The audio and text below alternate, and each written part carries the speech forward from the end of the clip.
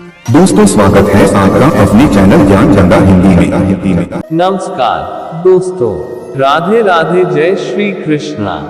स्वागत है आपका ज्ञान गंगा हिंदी यूट्यूब चैनल पर। सच्ची श्रद्धा से कमेंट में जय श्री राधे कृष्णा जरूर लिखें। दोस्तों, वर्तमान समय में हम जिस युग में जी रहे हैं उसे कलयुग कहा गया है।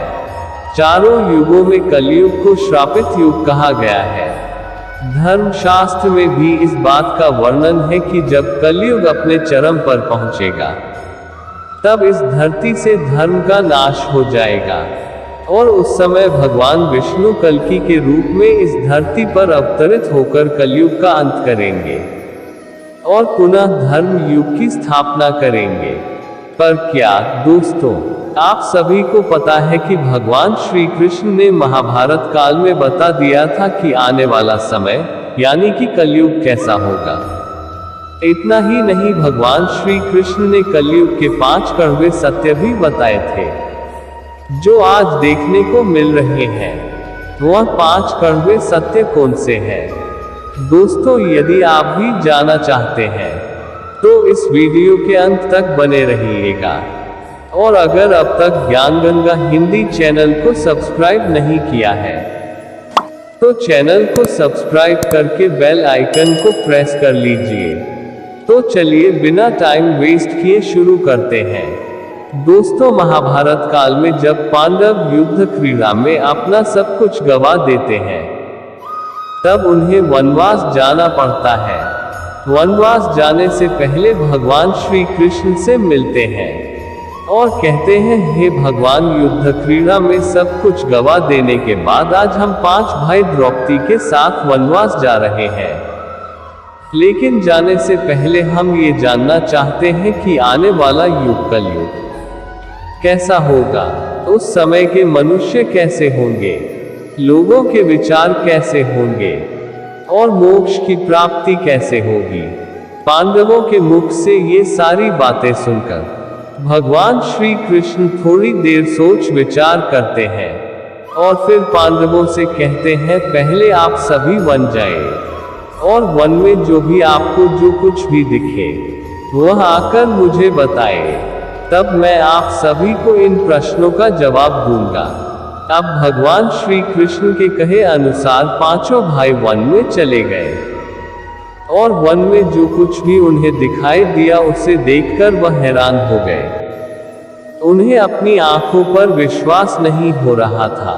कुछ समय बिताने के बाद वह सभी भगवान श्री कृष्ण के पास लौटते हैं, लेकिन इस बार पांडवों के मस्तक पर सिकंद और वे किसी उलझन में पड़े नजर आ रहे थे। जब भगवान श्री कृष्ण ने उनकी ऐसी दशा देखी तो उनसे रहा नहीं गया और भगवान श्री कृष्ण ने कहा, आप सभी के सोच विचार में मग्न हैं, हमें बताएं, अगर संभव होगा तो हम उसका समाधान अवश्य करेंगे। भगवान श्री कृष्ण के मुख से यह बात सुनकर पांडु पुत्र युधिष्ठिर ने हाथ जोड़कर उनसे कहा कि हे माधव, हमारी शंका उन दृश्यों को लेकर है जो हमने वन में देखा। उनकी कल्पना हमने कभी सपने में भी नहीं की थी। तभी भगवान श्री कृष्ण कहते हैं कि आप सभी एक एक करके मुझे विस्तार से बताएं कि आपने वन में क्या देखा। इसमें सबसे पहले युधिष्ठिर कहते हैं, हे द्वारका नरेश, हम सभी 5 भाई वन में अलग अलग दिशाओं में भ्रमण के लिए निकल गए थे। जब मैं अकेला वन भ्रमण रहा था तब मैंने 2 सूंड वाले हाथी को देखा। अब आप मेरी इस शंका को दूर कीजिए कि भला एक हाथी के 2 सूंड कैसे हो सकते हैं। अब अर्जुन की बारी आती है।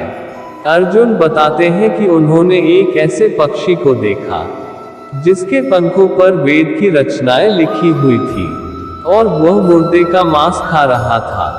अर्जुन के बाद भीम बताते हैं कि उन्होंने वन में एक ऐसी गाय को देखा जिसने अपने बछड़े को जन्म के बाद चाट रही थी कि उसके शरीर से खून आने लगता है। इसे देखकर मैं हैरान रह गया कि कोई माता अपने बच्चों के साथ ऐसा कैसे कर सकती है।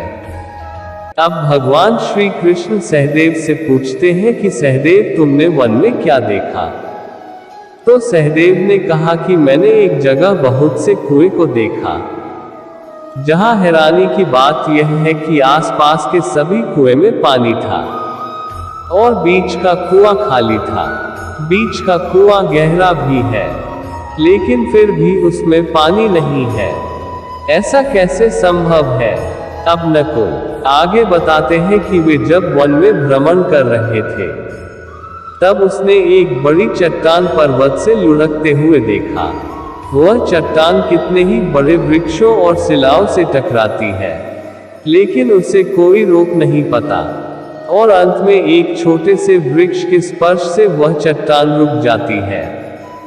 अब युधिष्ठिर भगवान श्री कृष्ण से कहते हैं कि वासुदेव, हम भाइयों ने जो भी मन में देखा उसका सारा विस्तार आपसे बता दिया। अब आप हमारी सारी शंकाओं को दूर करते हुए हमें विस्तार से बताएं।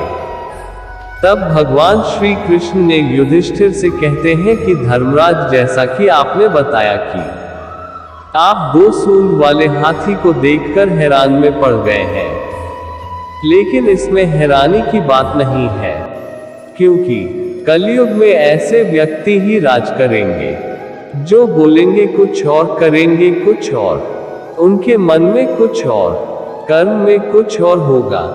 ये लोग शोषण करने का एक भी मौका हाथ से जाने नहीं देंगे। ये बस अपने ही हित की बात सोचेंगे। अब भगवान श्री कृष्ण अर्जुन से कहते हैं कि है पांडु पुत्र अर्जुन, तुमने वन में एक ऐसे पक्षी को देखा जिसके पंख पर वेद की रचनाएं लिखी हुई थी, और वह मुर्दे का मांस खा रहा था। लेकिन इसका मतलब यही है कि कलयुग में ऐसे ही लोग होंगे जो कहने को तो विद्वान, ज्ञानी पुरुष कहलाएंगे, किंतु इनका आचरण राक्षसी होगा। उनके मन में यही होगा कि जल्दी किसी की मृत्यु हो और उसकी संपत्ति के मालिक खुद बन जाए। कलयुग में मनुष्य के लिए सबसे ऊपर धन और संपत्ति होगा, और कुछ गिने चुने शख्स ही वास्तविक संत होंगे। इसके अलावा कलयुग में ज्यादातर इंसान अपनों को ही ठग कर आगे बढ़ने के विचार में होंगे। अर्जुन के बाद भगवान श्री कृष्ण भी भीम से कहते हैं कि हे भीम, जैसा कि आपने देखा एक गाय अपने बछड़े को इतना चाटती है कि उसके शरीर से खून आने लगता है, ठीक इसी तरह कलयुग का मनुष्य अपने बच्चों पर इतना प्यार लुटाएगा कि उसका विकास रुक जाएगा। एक माता की ममता अपनी औलाद की मोह माया और संसार में इस तरह बांध के रख देगी कि उसके बच्चे का जीवन नष्ट हो जाएगा। अगर किसी का बेटा घर द्वार छोड़कर साधु बन जाएगा तो उसके दर्शन को हजारों व्यक्ति जाएंगे, किंतु अपना बेटा साधु बनेगा तो वह रोएंगे, विलाप करेंगे कि मेरा बेटा गलत रास्ते पर चला गया। दोस्तों, यहाँ भगवान श्री कृष्ण जीवन की वास्तविकता को बताते हैं कि इंसान को ये समझना होगा कि तुम्हारे पुत्र तुम्हारे नहीं, अपनी पत्नियों की अमानत है, और पुत्रियां अपने पतियों की, और तुम्हारा ये शरीर मृत्यु का और आत्मा परमात्मा की अमानत है। भीम की जिज्ञासा को शांत करने के बाद भगवान श्री कृष्ण सहदेव को कहते हैं कि सहदेव, जैसा तुमने वन में देखा कि एक साथ कई कुएं थे, लेकिन सिर्फ बीच का कुआं खाली था। इसका मतलब यह है कि कलयुग में धनी व्यक्ति अपने मन की खुशी के लिए विवाह उत्सवों में धन खर्च करेंगे, लेकिन अपने आस पड़ोस किसी गरीब को देखकर उसकी मदद नहीं करेंगे, फिर चाहे वह गरीब उनका सगा ही क्यों ना हो। अपनी मौज मस्ती के लिए, खुद को खुश रखने के लिए वह शराब, कबाब और फैशन में पैसे उड़ाएंगे, लेकिन किसी के आंसू को पूछना अपना कर्तव्य नहीं समझेंगे। कलयुग में अन्न तो होगा और धनी लोग उसका उपभोग करेंगे, लेकिन गरीब व्यक्ति एक एक दाने के लिए तरसेंगे और ऐसे ही मर जाएंगे। भगवान श्री कृष्ण की यह सारी बातें सुनकर सहदेव थोड़े दुखी हो जाते हैं। लेकिन इस कटु सच के सामने वह क्या ही कर सकते थे। अब भगवान श्री कृष्ण नकुल से कहते हैं कि नकुल, जैसा कि तुमने वन में देखा, एक बड़ी चट्टान पर्वत से लुढ़कती हुई बड़े बड़े वृक्षों और विशालकाय चट्टानों से टकराती हुई आती है। वो रुक नहीं पाती है, लेकिन एक छोटा सा वृक्ष अपने स्पर्श से ही उसे रोक देता है। इसका मतलब है कि मनुष्य की बुद्धि क्षीण होती जाएगी और उसके जीवन का पतन होगा। लेकिन उसके पतन को एक धन रूपी वृक्ष रोक नहीं पाएगा, पर हरि नाम रूपी एक छोटा सा पौधा व्यक्ति का पतन रोकने के लिए सक्षम होगा।